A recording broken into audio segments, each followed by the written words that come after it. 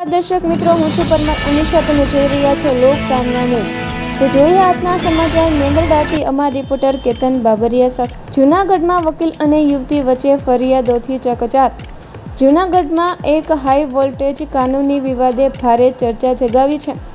એક તરફ મહિલાએ વકીલ સામે દુષ્કર્મની ગંભીર ફરિયાદ નોંધાવી છે, તો બીજી તરફ વકીલે મહિલા સામે હની ટ્રેપ અને બ્લેકમેલિંગના આક્ષેપો સાથે વળતી ફરિયાદ નોંધાવી છે.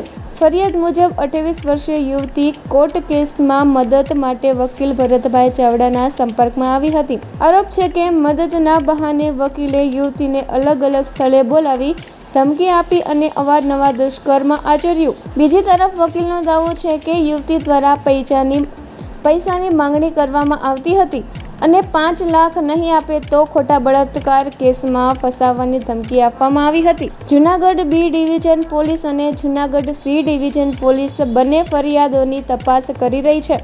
હિતેશ ધાંધલિયાના જણાવ્યા મુજબ બંને પક્ષોના દાવા પ્રતિદાવા અને પુરાવાઓના આધારે તપાસ આગળ વધારવામાં આવી રહી છે.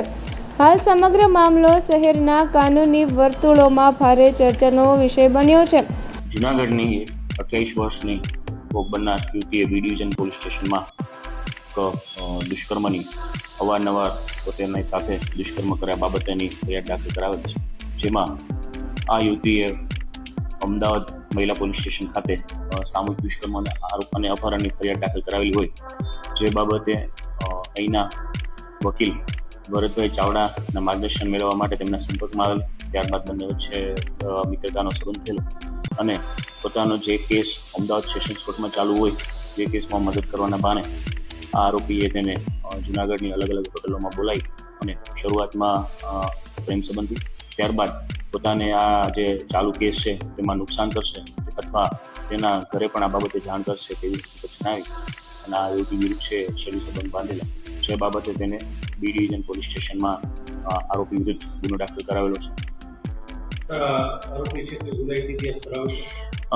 છે કોઈ ગુનાહિત ઇતિહાસ ધરાવતો નથી, પરંતુ જે આરોપી છે તે ભરતભાઈ ચાવડા એડવોકેટ તરીકે પ્રેક્ટિસ કરતા હોય તેને પણ આ યુવતી વિરુદ્ધ જૂનાગઢ સી ડિવિઝનમાં ગઈકાલે જે ફરિયાદ આપેલી છે, જેમાં પોતે છે 2021થી આ યુવતીના સંપર્કમાં આવેલા હોય.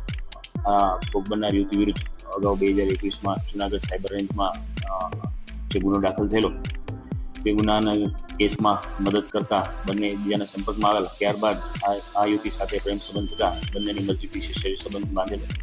વધુમાં આ યુવતી તેની પાસે છે રૂપિયાની અવારનવાર માંગણી કરતી હોય અને 30,000 રૂપિયા છે બળજબરીપૂર્વક તેને આપેલા પણ ખરા, અને વધુમાં જો 5 લાખ રૂપિયા નહીં આપે તો તેના વિરુદ્ધ છે બળાત્કારનો ગુનો દાખલ કરશે તેવી હકીકત જણાવેલ હોય.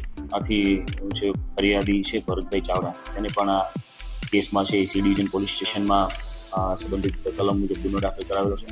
હાલ બંને પોલીસ સ્ટેશનોમાં આ ગુનાની છે ઊંડાણપૂર્વકની તપાસ શરૂ છે. ભોગ બનનાર યુવતી વિરુદ્ધ ભૂતકાળમાં છે 420 જામજોધપુર પોલીસ સ્ટેશન ખાતે તેમજ સાયબરનો ગુનો છે જૂનાગઢ સાયબર રેન્જ પોલીસ સ્ટેશનમાં દાખલ થયેલા છે અને આ યુવતી દ્વારા અમદાવાદ મહિલા પોલીસ સ્ટેશનમાં પોતાના પર સામૂહિક દુષ્કર્મ અને અપહરણની ફરિયાદ પણ દાખલ કરવામાં આવેલ છે. તો ફરી મળીશું એક નવા સમાચાર સાથે. ત્યાં સુધી જોતા રહો લોક સામના ન્યૂઝ.